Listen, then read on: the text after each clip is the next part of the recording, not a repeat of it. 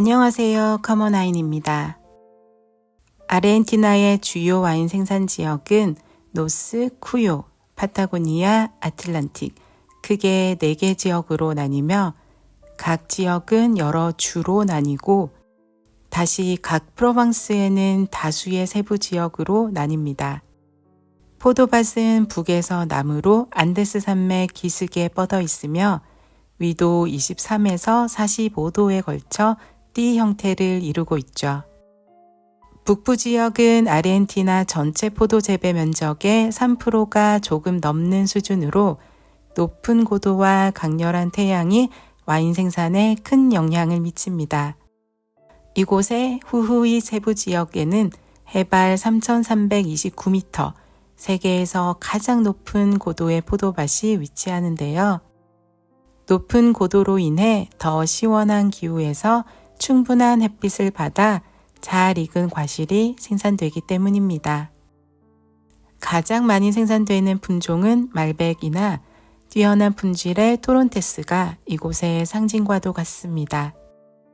까베르네 소비뇽, 시라, 보나르다 등이 그 뒤를 이어 널리 재배됩니다. 노스 지역의 칼차키밸리 지하에는 살타, 카타마르카, 투쿠만, 3개의 주를 가로지르며 270km 길이에 걸쳐 있습니다.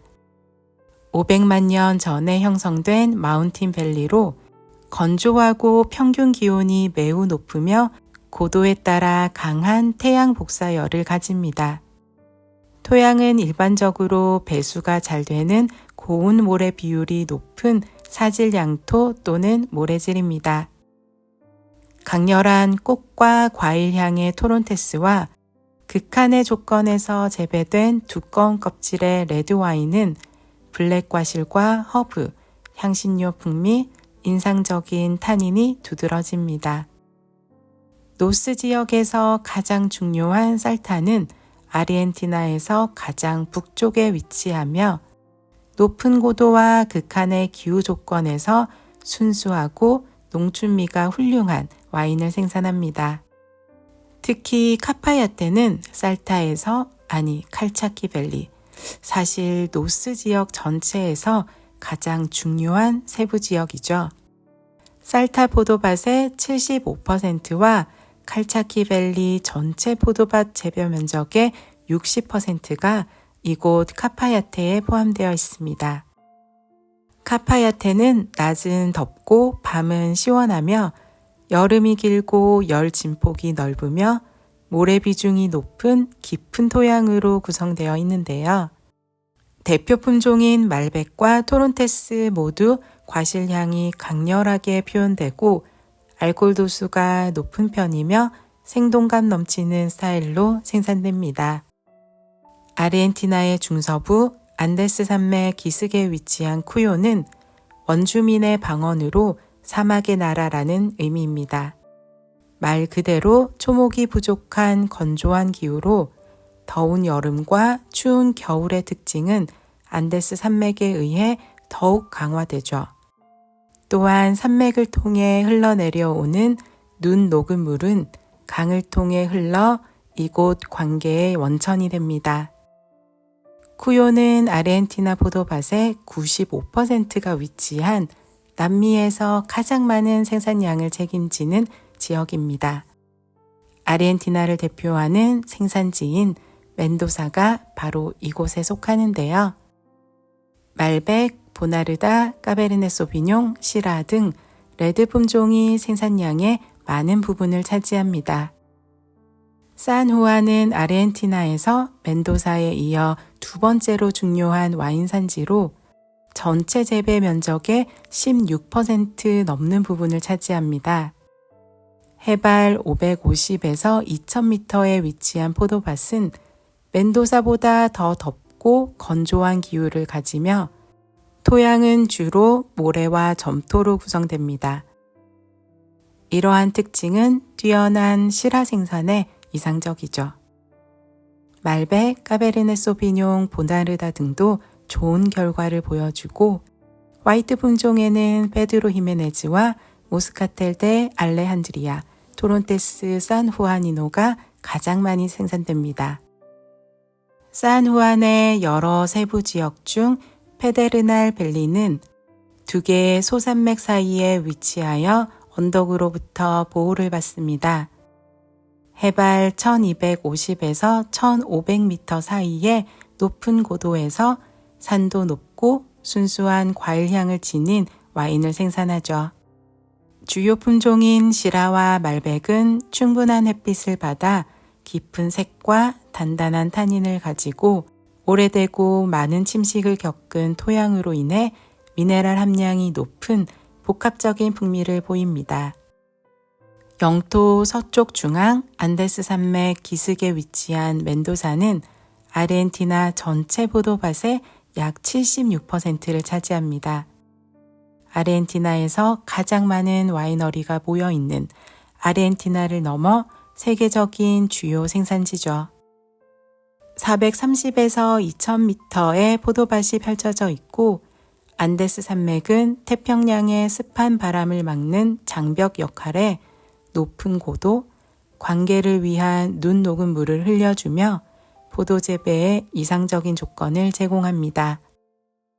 이곳의 대표 품종은 말백, 보나르다, 까베르네 소비뇽, 시라 등이며 화이트 품종으로는 샤르도네와 토론테스, 소비뇽 블랑, 슈냉 블랑 등이 있습니다.